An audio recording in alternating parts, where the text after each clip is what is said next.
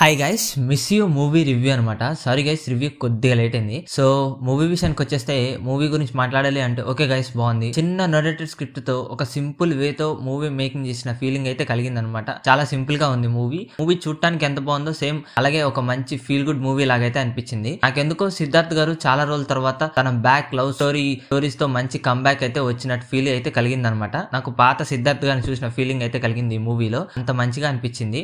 So movie చూడటానికి ఎలా అనిపించింది అంటే చాలా సింపుల్ గా అనిపించింది గైస్. ఎందుకంటే స్క్రిప్ట్ గానీ నరేటివ్ స్టోరీ ఏదైతే ఉందో చాలా సింపుల్ గా ఒక వేలో అయితే ఆర్గనైజ్ చేసినట్టు అయితే అనిపించింది అనమాట. సో మూవీ లాగ్ లేదని చెప్పలేనులే కానీ ఉంది, ఒక వేలో అయితే మూవీ ఉంది. సింపుల్ గా అనిపించింది అనమాట మూవీ. ఓవరాల్ గా అయితే మూవీ మంచిగా అనిపించింది గైస్.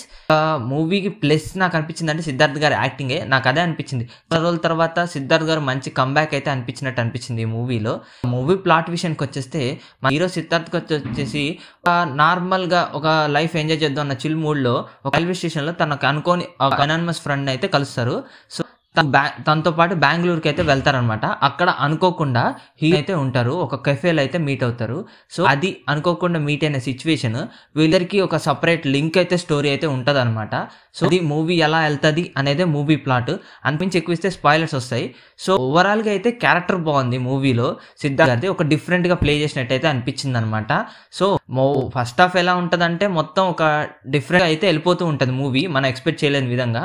సెకండ్ మనకి కొద్దిగా బాగుంటది అనమాట, ఇంట్రెస్టింగ్ గా అనిపిస్తుంది. సో క్లైమాక్స్ ఏదైతే ఉందో అది ఎమోషనల్ అనమాట. మూవీ అదే కొద్దిగా హైప్ ఇస్తుంది అని చెప్పొచ్చు. ఇక మూవీలో నాకు అనిపించింది అంటే చాలా ఫుల్ గా అనిపించింది మూవీ. బెటర్ అనిపించింది గైస్. నాకు ఒకటే చెప్తాను, సిద్ధార్థ్ గారు మంచి కంబ్యాక్ ఇచ్చినట్టయితే అనిపించింది అనమాట. ఇక మూవీ ప్లస్ల విషయానికి వచ్చేస్తే సిద్ధార్థ్ గారి యాక్టింగ్, ఆ స్క్రిప్ట్ ఏదైతే ఉందో సింపుల్ గా ఒకవేళ ఆర్గనైజ్ చేసినట్టయితే అనిపించింది అనమాట.